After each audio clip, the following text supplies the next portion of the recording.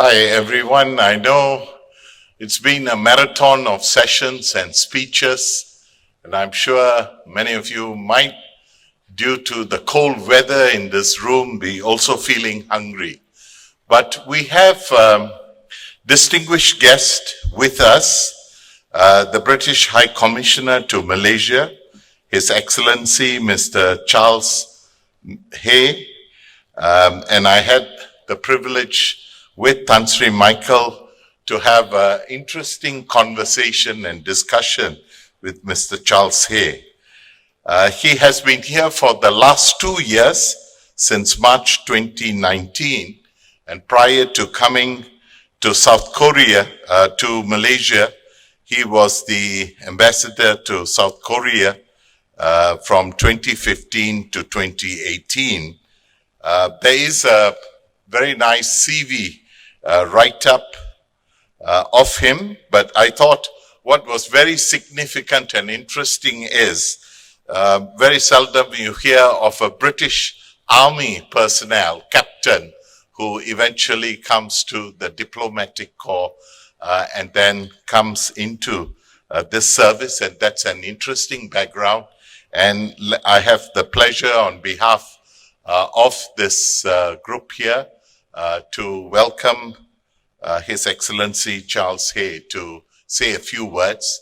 I also had, I think in some sense as a young NGO person, my opportunity to do studies in Britain was actually first through an ODA fellowship that I received for 1 year to Oxford Brookes University, and subsequently I received the Chevening Scholarship. I think I was part of the last batch for PhD.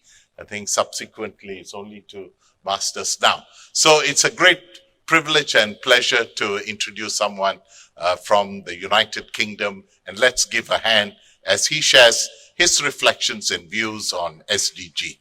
Thank you. Over to you.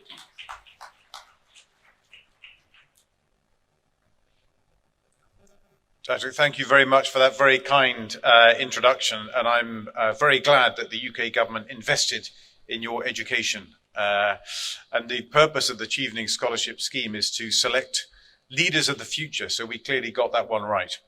Tan Sri Michael Yeo, President, KSI Strategic Institute for Asia Pacific, Excellencies, ladies and gentlemen, thank you very much for this opportunity to come and talk to you today.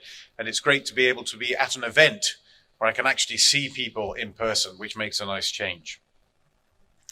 So 2021 is shaping up to be a critical year in many ways. The COVID pandemic has had a devastating impact on communities around the world, of course. But with the success of the vaccine rollout, I think the end is now coming into sight. But as the world emerges from that crisis, attention once again needs to shift to other crises, and none is more pressing than taking action on climate change. The UK is privileged and honoured to play a key role this year. We're hosting the UN Climate Change Conference, COP26, in Glasgow in November, working in partnership with Italy.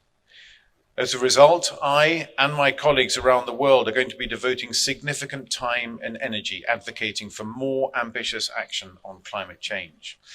And I don't think we're going to be alone.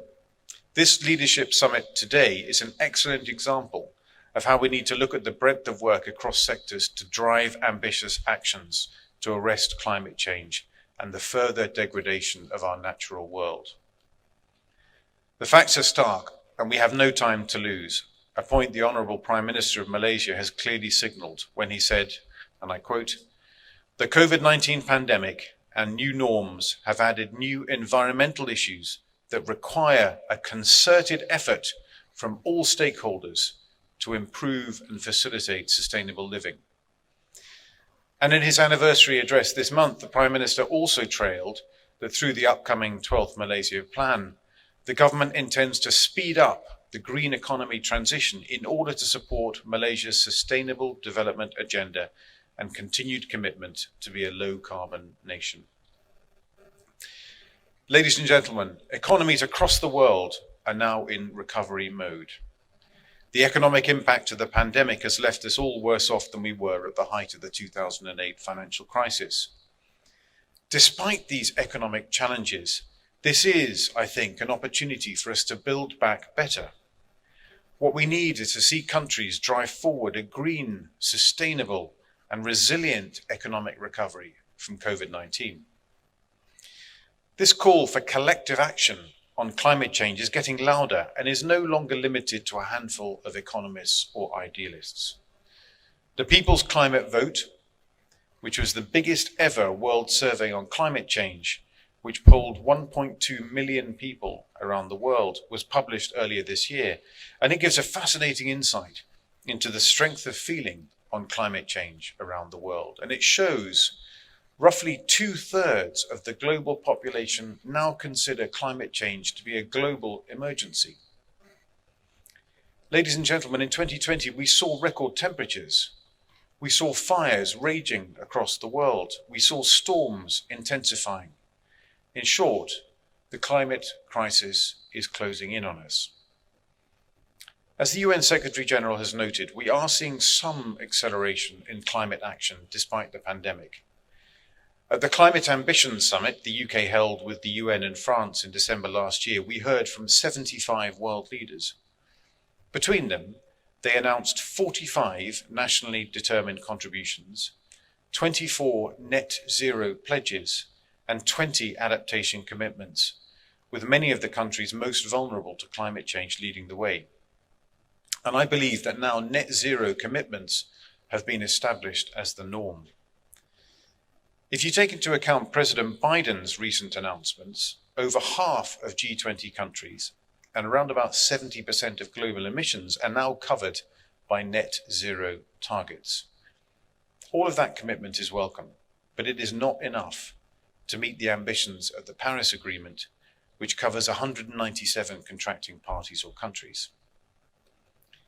The latest NDC, nationally determined contributions, synthesis report, published by the UNFCCC in February, clearly showed that based on the 75 countries who'd submitted their updated NDCs to that point, the combined impact puts us on a path to achieve a less than 1% reduction by 2030 compared to 2010 levels.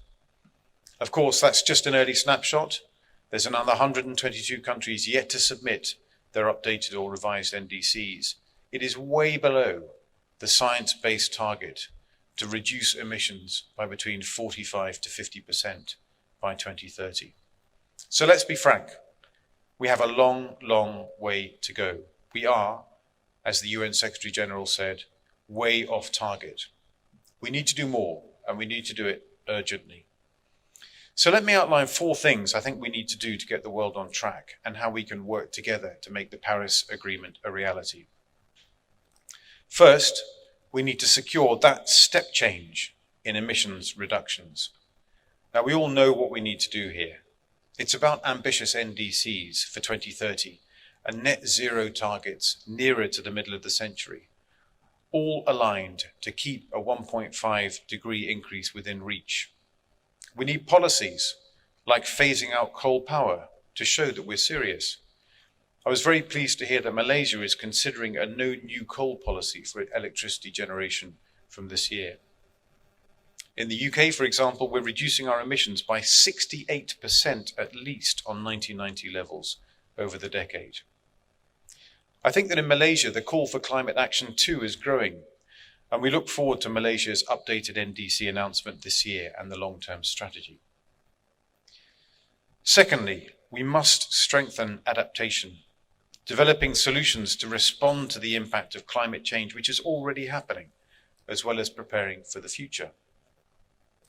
The Climate Adaptation Summit, held by the Netherlands in January, and the launch of a new Adaptation Action Coalition highlights our commitments, and we hope to see Malaysia joining this coalition too. The third goal, a vital underlying one, is to get finance flowing, both public and private, particularly to developing countries, and especially to support adaptation. Progress on climate finance has sadly been too slow, woefully slow. say our friends in countries on the front line having to deal with the effects of climate change. Donor countries need to step up and deliver the $100 billion a year in international climate finance that we've promised. It's a matter of trust, and it's one we must deliver on. The UK is committed to deliver £11.6 billion, that's around about 66 billion ringgit, of international climate finance over the next 5 years, and I'm delighted that Malaysia will be one of the recipient countries. The fourth and final goal is to enhance international collaboration. We're leading COP26 global campaigns on energy transition, nature and sustainable supply chains, green finance, adaptation and resilience, and transport. Malaysia has a key role to play as a leading forested country and a major commodity producer. We're engaging Malaysia along with other countries on the Forest, Agriculture and Commodity Trade Dialogue, launched publicly on the 2nd of February. We're keen to work more on nature-based solutions with Malaysia to promote its virtue as the 12th most mega-diverse country in the world, mega-biodiverse country in the world. Globally, we're seeing a loss of habitat, of forests and plant species of all kinds. So that's why the UK has pledged to protect 30% of our land surface and 30% of our marine surface, a commitment to protect biodiversity that we share with many countries in the world, including Malaysia. The recent Dasgupta review on the economics of biodiversity shows how essential this work is for our economic health as well as the planet.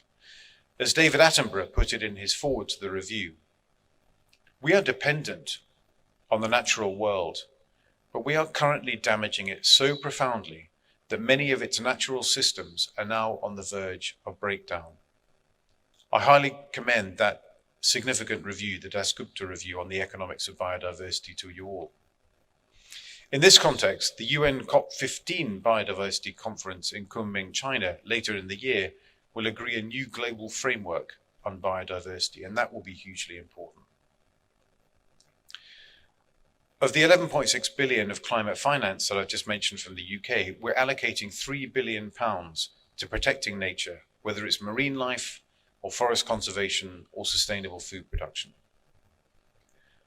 On all of these four goals, the world's major economies must show leadership, and the UK will use our special roles this year as presidency of COP26 and president of the G7 to urge them to do so. We will be working tirelessly, driving international cooperation, forwarding negotiations, and encouraging everyone to raise their ambition. But it's not going to be easy. We must test solutions and prepare the ground ahead of COP26 so that we arrive in Glasgow ready to close a deal. And when we do come together in November, we need to secure an outcome that delivers for each and every country and that delivers for our planet as a whole. We know that we need to make progress faster. This year cannot simply be a repeat of the last. We need to ensure this process is as inclusive and ambitious as possible. And this is a joint endeavour. Politicians, diplomats, business leaders, civil society experts, activists, academics, youth representatives, every single man and woman on the planet. Everybody has a key role to play. And I look forward to working with you through 2021 to help achieve this. Ladies and gentlemen, we all know what's at stake if we don't work now to secure the right outcomes at Glasgow. And we have under 8 months now to go until COP26. So let's make sure together that every single one of those days counts. Thank you very much.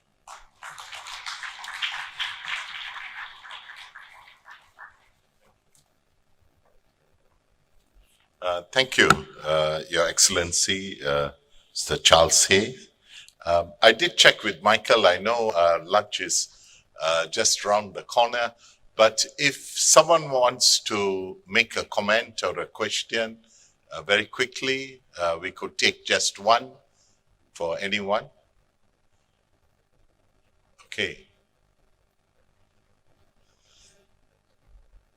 Okay, thank you very much, Mr. Charles, for that presentation, and especially the various actionable things, the 4 key things that you have highlighted. I think it's timely in the context of climate change and action and the need for it. And we also heard from Mr. Stefan and also from the EPU representative that these actions are in need and we might be falling short in these areas in our own country. And especially in the context of the afternoon session after the lunch is on climate action, and that will be further discussion on this theme. So let us give a hand to Mr. Charles A, and we'll have an opportunity to say hello to him as well. Thank you very much.